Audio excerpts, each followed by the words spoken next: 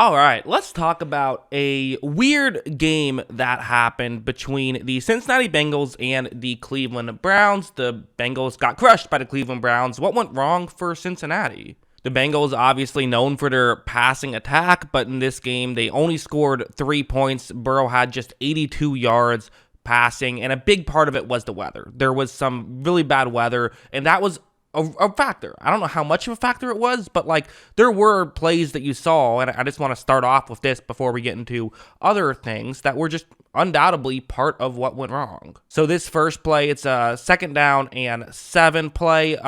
Watch what's going to happen with Burrow. As you see, he runs this play action, eventually just going to try to flip it, but look at that throw. I mean, that's nowhere close. I don't believe that was intentional and like a perfect purpose throwaway. I think that just slipped out of his hand. I could be wrong. Maybe he was just trying to throw it that far out of there, but that's pretty close to sideways. So if it was, probably not the best call. I think that one kind of just slipped out of his hand, though. Might have been trying to do a throwaway anyway, but it looked weird. And something like this is another example of where I could see the weather potentially being a factor. Again, we never know, but we did see Burrow kind of constantly wiping off his hand, trying to do stuff with the the weather. It was raining very hard. This play happened, 3rd down and 1. Burrow's going to take the snap. He's going to try and flip it to his halfback, who just not his halfback, a tight end who just drops the football right there. Is that because of a wet football? It was a little bit of a high throw. Was it just a straight up drop? It's impossible to say, but just given the weather, I think that's an important thing to know. I know people sometimes hate just, when I bring up everything, I don't know why, but when I bring up all the factors, people sometimes get annoyed by it. It's not to make an excuse for Joe Burrow or the Bengals offense, because there were some issues outside of it. At the end of the day, you're a good enough football team. You should be scoring more than 3 points. I don't care if you're in a hurricane. You got to score more than 3 points. And there were opportunities that were missed not due to the weather. Something like this next play. So on this one, the way this is going to work is that they have a one-on-one matchup on the outside. They don't know that at the time, but you see a safety start to move in. It's actually going to be a cover 3 zone, although it's set up as though it's a cover 2 zone from the start. Little bit of a disguise here, nothing crazy, but okay. Because of this, Jamar Chase one-on-one on the outside. This is what they like to do, right? If they can get one-on-ones on the outside, attack those situations. So Burrow is going to take the snap. He looks over and fires in that direction, and this is just a weird play where it looked like Chase kind of got past the defender a little bit, but now he's out of bounds, so he can't even touch the football. This is just a weird play. The throw goes behind, and again, unless you want to say it was the weather and that's what caused the missed throw, which is possible.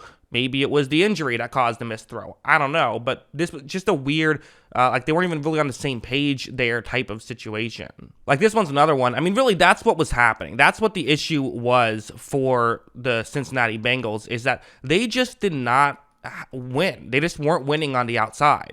I kind of have coined the phrase consistently, games are won on the outside in 2023. People thought, people still say for the longest time, games are won in the trenches. Obviously that matters, but if you can win in these situations, you're probably going to win a lot of football games. If you can't, you're probably not going to win a lot of football games. What's happening here is this is T. Higgins. So T. Higgins in a one-on-one matchup, yeah, go ahead. Try to take that opportunity. It's Denzel Ward that you're going up against, who is a very good player, but is not coming off of a very good season. So, what is he going to play like?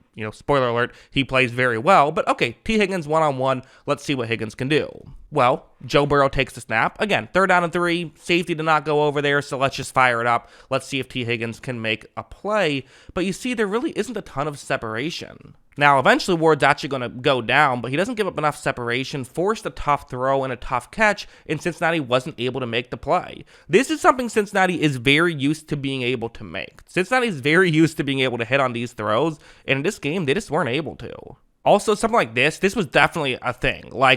This is one of those things where if Burrow was... I think Burrow had the kind of game that because he is banged up going into it, people are going to speculate, is the injury hurting him? Because he missed throws. He did. And again, the weather also, I think, for sure played a role. Or maybe he just sucked and those were coincidences. I don't know. But regardless, it's going to be a zone coverage play, have what's going to be a one-on-one matchup on the outside. Burrow takes the snap, and it's a bit of a weird play. There's some pressure, but he's able to step up in the pocket and then fire. And, again, wasn't fully able to get his feet planted, so it's a bit of a tough throw. But still, T. Higgins is open here for a potential touchdown. This would be huge. We're kind of, early in the second half, down 10 points. Getting a touchdown here would really get you back in it. And this is just a misfire from Joe Burrow. It's out of bounds to where Higgins couldn't make a play. And, again, it's just one of those weird things where this is not what you typically expect from Joe Burrow. Also, to give the Browns a little bit more credit and to talk about the trenches a little bit, I love this play. This was super clever and something I want to see teams do more frequently.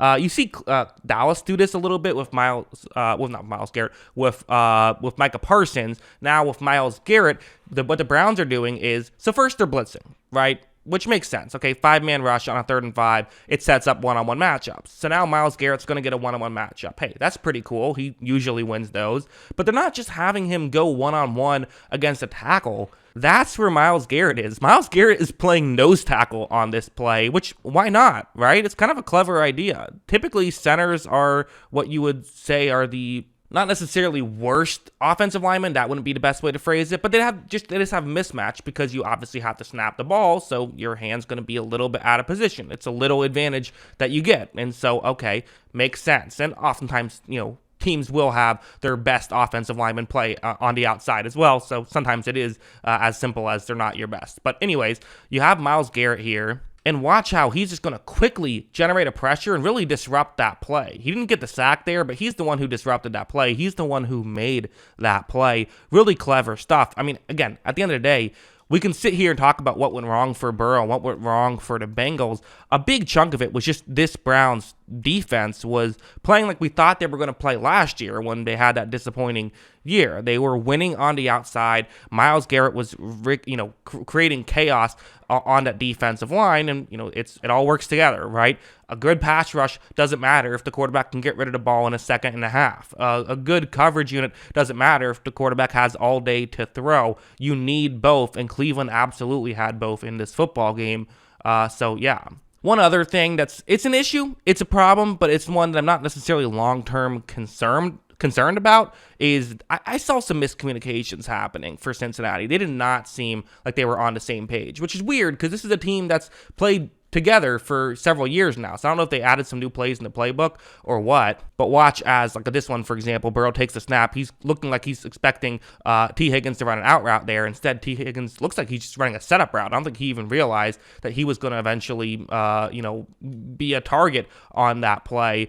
So just kind of a weird situation there. So, definitely this was not Cincinnati's best game.